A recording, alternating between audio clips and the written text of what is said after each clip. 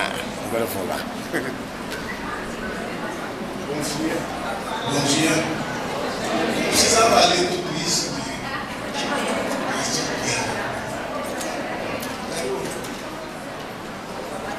Só coloca a página de rosto por enquanto. Na verdade, eu queria dizer bom dia a todas e a todos e dizer como vocês são educadores e educadoras, né? Eu acho muito interessante a linguagem, e mais para frente eu vou mostrar para vocês, ela não só carrega valores ideológicos, como ela sustenta valores ideológicos. E esses valores ideológicos, eles, na grande maioria das vezes, eles são para justificar a dominação, né? Então eu acho engraçado, eu dou aula desde 2003, comecei em São Paulo. Eu nunca dei aula numa escola em que a maioria fosse professor. Sempre a maioria foi professoras. E quando a gente fazia reuniões dos responsáveis pelas crianças, raramente aparecia um pai. 99% sempre foi mãe. E é interessante que a gente sempre fala, bom dia professores, e reunião de pais. Não existe reunião de pais, existe reunião de mães.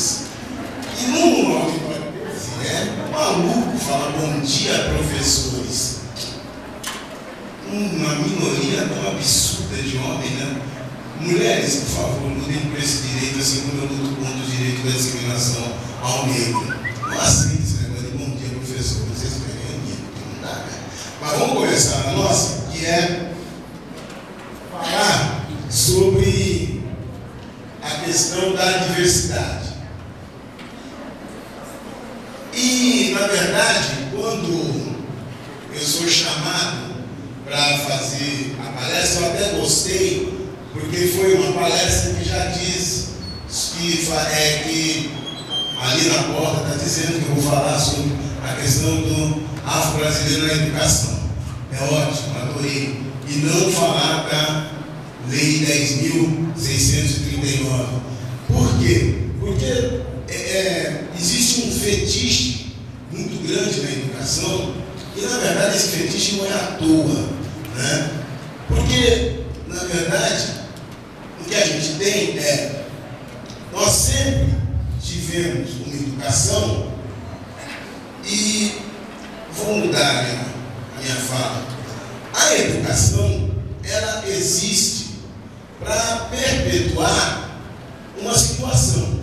E na maioria das vezes, essa perpetuação é para manter o status quo da sociedade e para quem manda continuar mandando e para quem for mandar continuar submisso.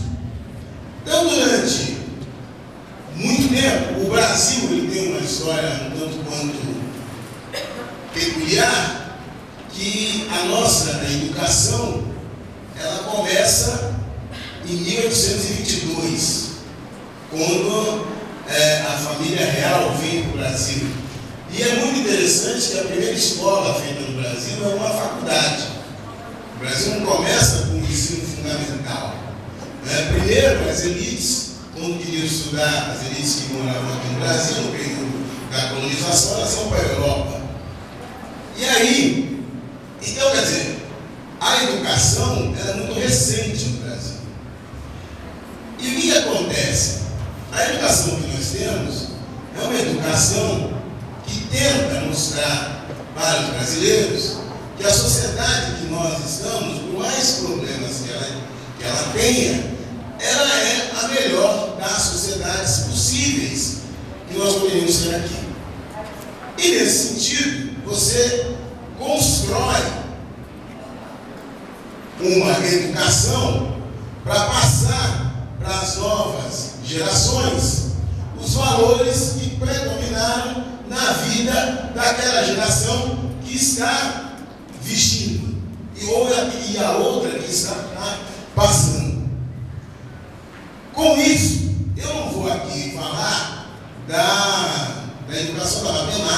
matemática, eu não vou falar da educação de ciência, por enquanto, eu vou me ater basicamente na história, talvez um pouco na geografia, não passarei pela geografia, e também na língua. Mas vamos começar pela história. Qual é a história que eu, João Batista, tive no meu período de educação? Pode colocar o primeiro slide, só para você ver esse slide que vai estar aqui, só para vocês irem anotando para seguir. Mas a minha fala, não vou me guiar por ele. Então, que história eu tive quando eu estudei? Eu sou daquele tempo, é uma coisa meio estranha, mas eu já estou me acostumando, né? Todo mundo que fala eu sou daquele tempo é porque já não é tão jovem, porque já passou um pouco da idade. E eu só não estou em crise porque eu descobri a música do Armando Antunes, Envelhecer, né, que me diz quanto é bom envelhecer. Né? Então eu estou aprendendo com isso. E mais ainda, é que eu dou aula de antropologia. E isso que eu vou falar para vocês aconteceu na universidade. E aconteceu neste ano, 2014. Sempre que eu dou aula, eu vou contando para os meus alunos alguns eventos. E o problema da nossa juventude hoje, ela é uma juventude que tem uma educação que eu chamo de educação descartável. Né? Você aprende rápido e esquece rápido, principalmente com essa questão da informática. Então, tudo que aconteceu antes dessa juventude existir, para eles é pré-história.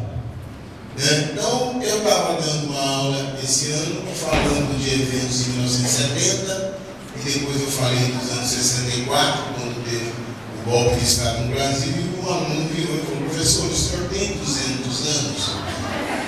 Eu lembro porque você não, o senhor sabe tanta coisa. Eu falei, eu conheço a história da Revolução Francesa, mas eu não participei dela.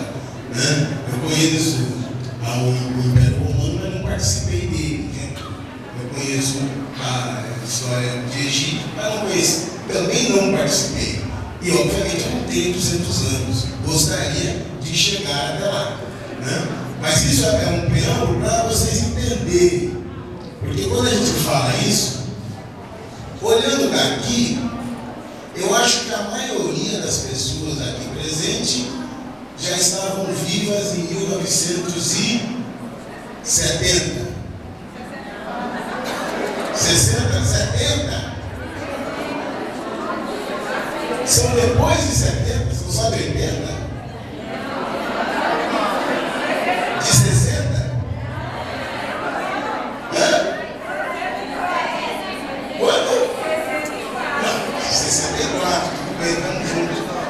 Não, mas a maioria aqui, em 1970, estava viva ou não?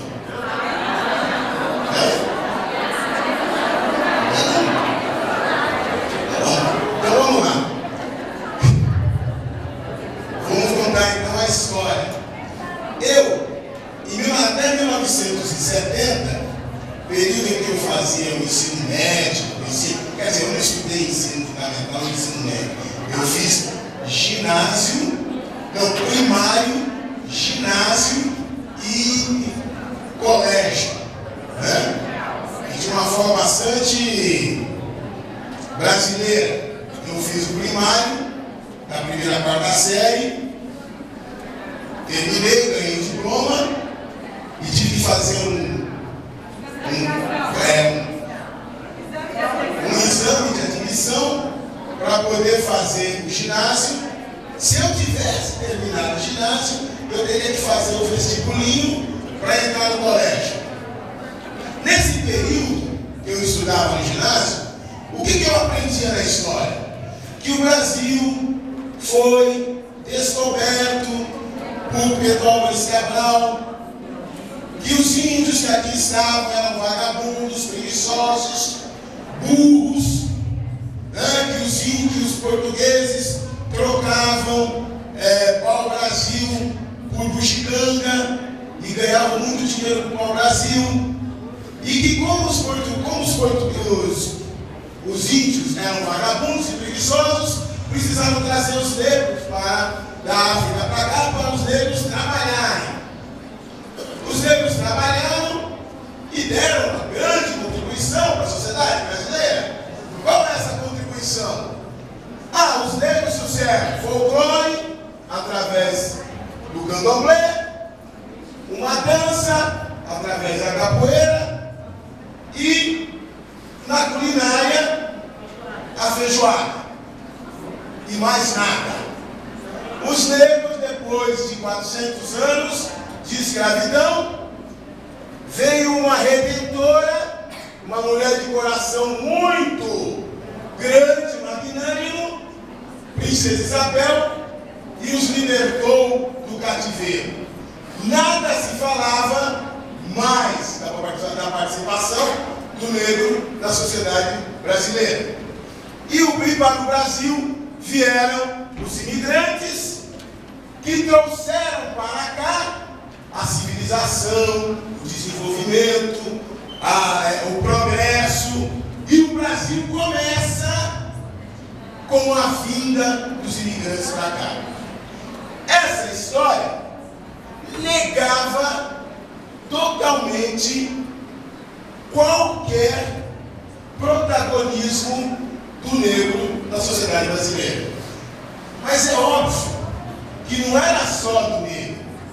Negava totalmente também qualquer protagonismo dos povos originários que viviam aqui.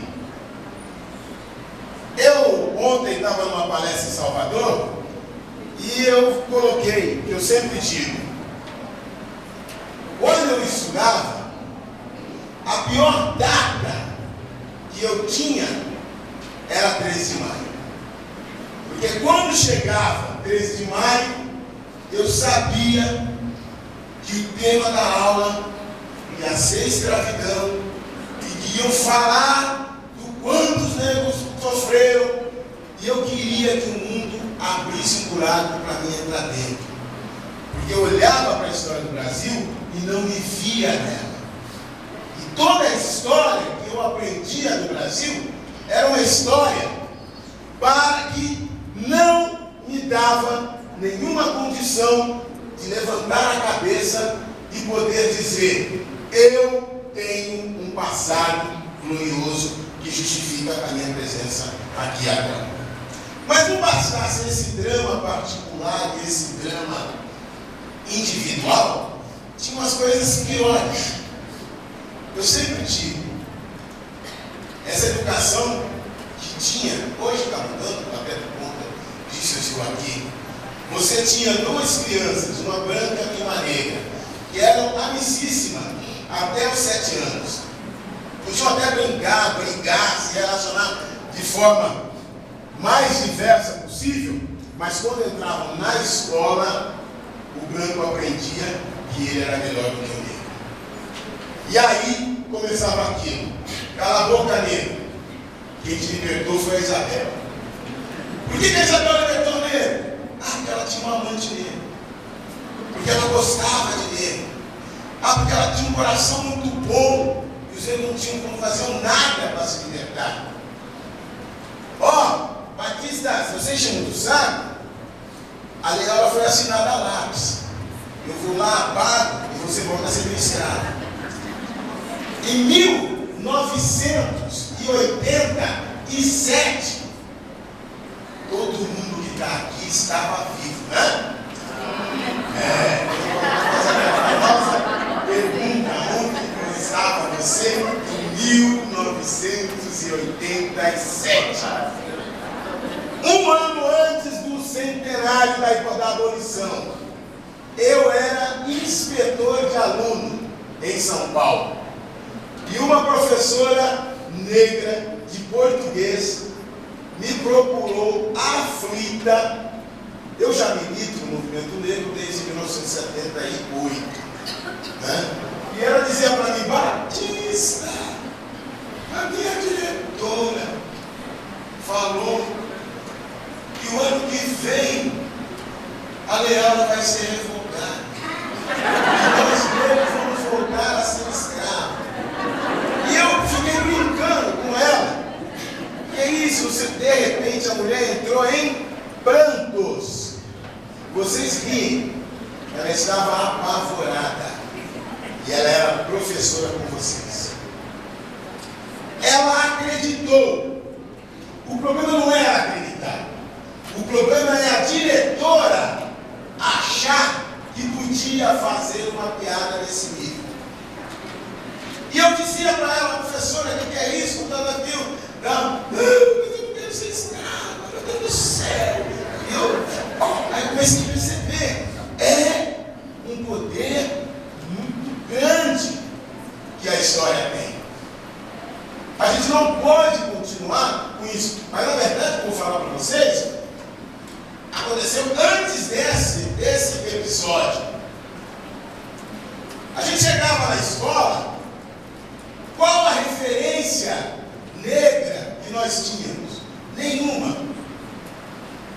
Por que a gente não tem essas referências?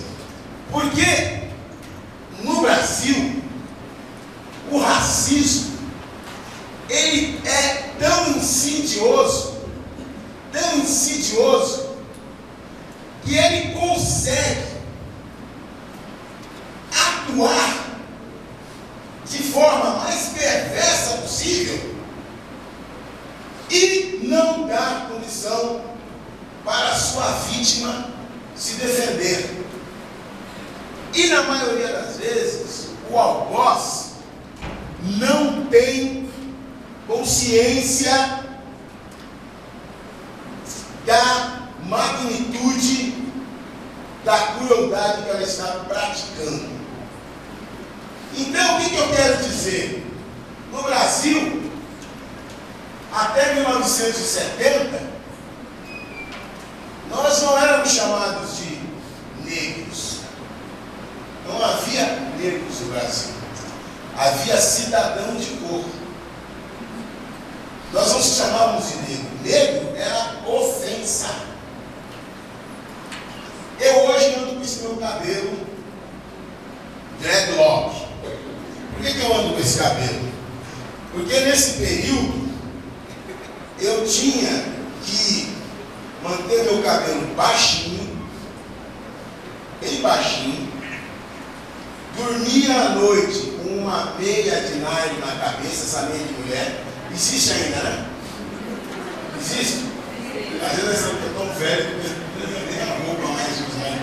Aquela meia de mulher botava na cabeça, para melhorar, você até botava uma vaselina no cabelo, dormia com aquilo para de manhã tirar e pegar o pente Flamengo e passar, porque aí você dizia: agora meu cabelo está bom. Né? Meu cabelo negro não é bom. Eu olhava o meu nariz, eu morria de vergonha. Tem uma psicóloga, Neuza Souza, parece, que ela escreveu um livro, Tornar-se Negro, e nesse livro ela vai falar alguns dramas de pessoas negras nesse meu período, de pessoas que dormiam com um prendedor no nariz, o nariz afinado, porque dizia: eu não tenho nariz, eu tenho venta, eu não tenho lábios, eu tenho beijo. Essas risadas que vocês estão dando, eu espero que seja de reflexão. Eu não estou contando piada, eu estou contando drama. E dramas que essa mulher Neuza, há 3 anos atrás, cometeu suicídio. E por que eu estou falando isso? Porque você diz: negro, seu cabelo é ruim, seu nariz é feio, sua boca é horrível. Você não gosta de ser negro? Você não se ama de ser um monstro? Você não se gosta de ser tão odioso? não percebe a crueldade que existe nessa posição. Na universidade que eu trabalho hoje, quando eu entrei, uma professora perguntou para mim assim: Batista, você lava o cabelo? Eu falei: não.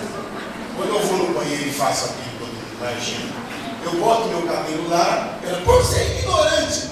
Me chama, me pergunta se eu tenho higiene, não é ignorância. Agora, se eu respondo essa sua pergunta é estúpida, eu sou ignorante. Você olha para uma pessoa, imagina que ela não lave o cabelo, está tudo bem. Agora, se ela lava o cabelo, nossa, que coisa incrível. Não há nenhuma ressonância dentro da pessoa do quanto ela foi cruel com aquela posição. Diante disso, o movimento negro começou a estudar o Brasil, tentar procurar na nossa história referências para a população negra. 13 de maio não servia mais. E nessas pesquisas se descobriu Quilombo dos Palmares. Quilombo dos Palmares existia lá, aonde era Alagoas e Pernambuco, resistiu e resistiu 95 anos na história desse país. O Brasil tem 514 anos. Desses 514 anos, 90, quase um quinto, teve a existência do Quilombo dos Palmares. E nunca era citado em escola nenhuma. E depois de uma pesquisa mais aprofundada, se descobriu que o último líder do Quilombo dos Palmares foi Zumbi. E que Zumbi, deixa eu ver meu coisa aqui, eu estou gravando a minha fala.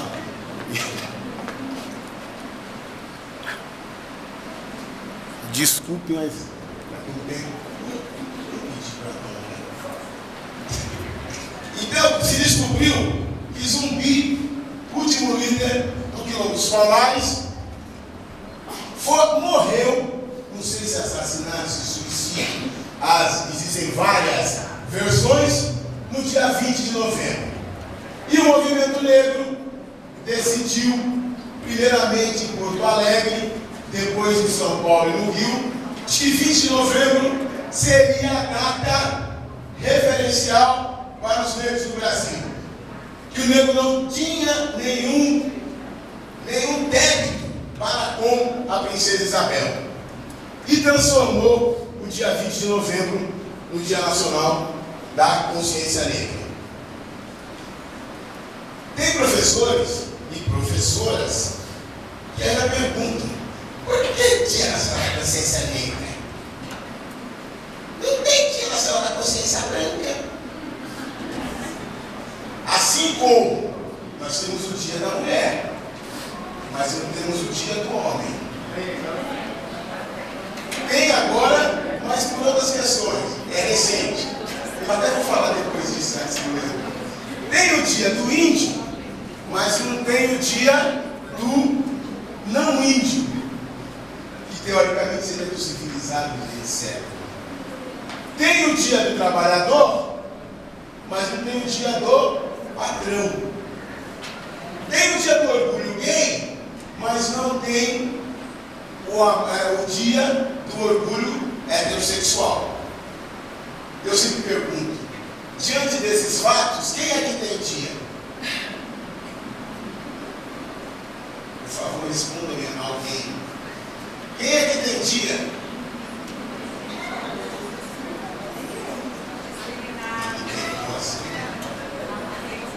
Gente, vocês juram que vocês são professoras e professores?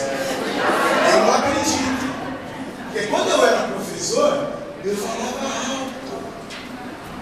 Se eu estivesse lá, eu ouvia aqui. Então, por favor, eu sou meio carente. Alguém disse lá, quem foi?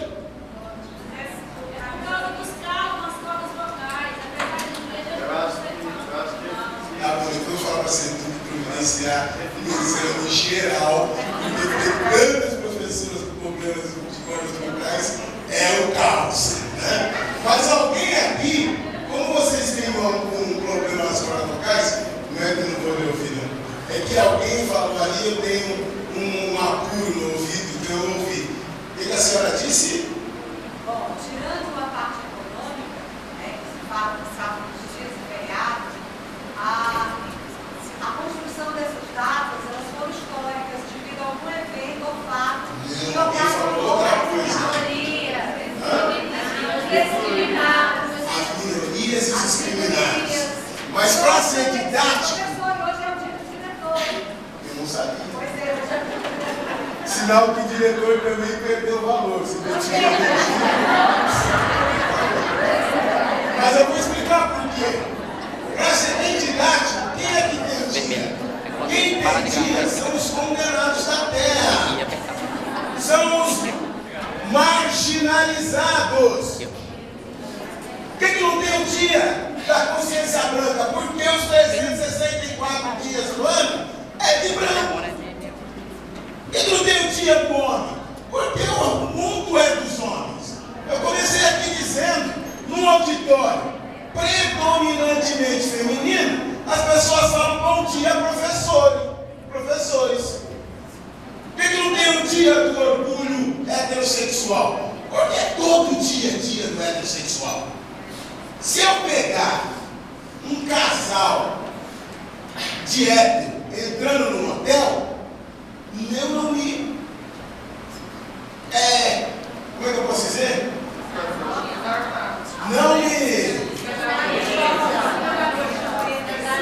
Não sei se finalizar. Eu não fico preocupado. Eles vão dormir, eles vão fazer qualquer coisa. Mas se eu ver dois homens entrando num hotel de mãos dadas, eu já penso que eles vão fazer outra coisa. Se eu ver duas mulheres entrando, mesma coisa. Não importa que você tenha visto, não importa que aquele é um lugar que é reservado, é íntimo, te incomoda o simples fato de imaginar que eles estão fazendo aquilo que disseram para você que não é válido. Se for um homem ou uma mulher, não importa o que eles façam, eles são o direito deles. Então, o movimento colocou, dia 20 de novembro é o Dia Nacional da Consciência Negra. E o dia 13 de maio, nós vamos esquecer? Não dá para esquecer. E é uma data que marca. E mais, 13 de maio é a data em que vai mostrar que esse Brasil racista, discriminador, desigual, opressivo, foi o dia em que o Brasil deixou de ser o último país no mundo a ter trabalho escravo. Nós temos essa marca. O Brasil foi o último país a acabar com o trabalho escravo no mundo. E nós somos tão cruéis. Eu estou falando nós porque infelizmente eu sou brasileiro. Mas eu não estou falando dos negros.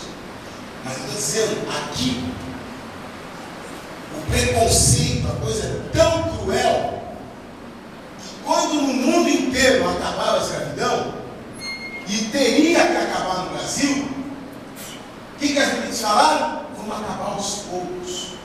Como? Lei do ventre livre. O que é a lei do ventre livre? A criança que nasceu escrava ganha a sua liberdade. Mas primeiro tem que trabalhar 21 anos de graça para o dono da mãe. Depois que trabalhar 21 anos, ele ganha a liberdade. E a outra? A lei do sexagenário. Que ali, gente, é de uma crueldade sem tamanho. A lei do sexagenário dizia basicamente que todo escravo que chegasse aos